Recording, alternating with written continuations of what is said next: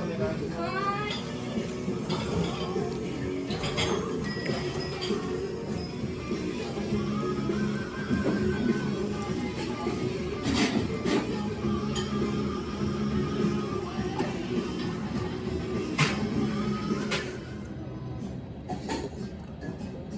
that was Niboshimania, which you can still actually see right here behind me, here almost right next to Kamata Station.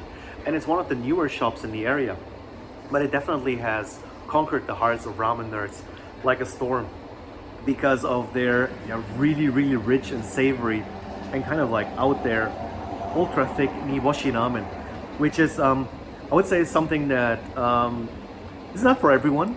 But if you're a fan of Niboshi, then definitely Niboshimania has to be on your list for your visit for 2023 and onwards. And what they do here is pure Niboshi dried fish ramen, and a typical combination with low hydration noodles that are quite a little bit more on the hard side, maybe something more familiar to Hakata style tonkotsu ramen, something akin to that. And they top it with some kind of sous vide prepared chashu, some pork, and I would say, like, I've seen the regular bowls next to me, they look really, really good, but maybe if you're a ramen head, what you come here for is their Nibo Presso, and it's a play on espresso, I guess, and it's this really, really rich and thick concoction that is just gelatinous and really sticks well to your noodles. And apparently it's this mix of 20 different fish or dried fish types, and it has like this incredible umami, incredible flavor that borders too on the, I would say, like the too much side, but it's just at the perfect level where like, wow, that's an intense flavor, still enjoyable. I didn't get as much bitterness here. It was just packed with flavor of dried fish in Niboshi. And if you're a fan of that, you'll definitely appreciate this bowl here. And apparently they only serve 20 of that. I came a little bit later, I think like arrived here at like 12:30, and I still got one of those, and on a Saturday. So I don't think they run out immediately, but you better come early if you want to try the Nibo Presso.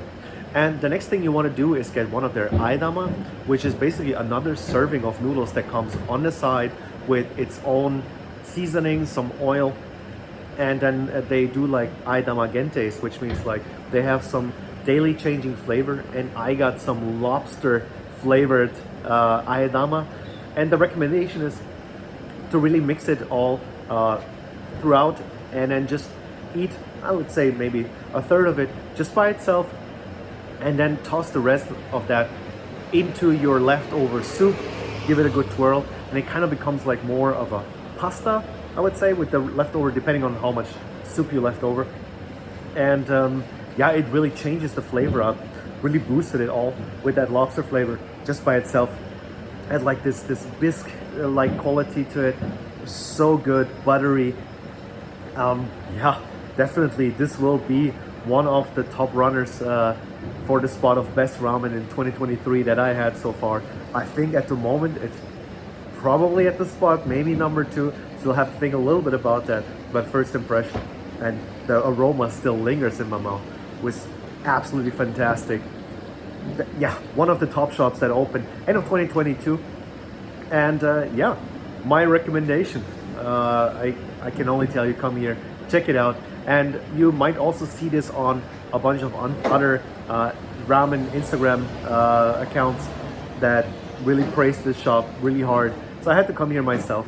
And if you like my videos, click like and subscribe, and maybe check out the Ramen in Japan podcast if you want to listen to a little bit of ramen talk.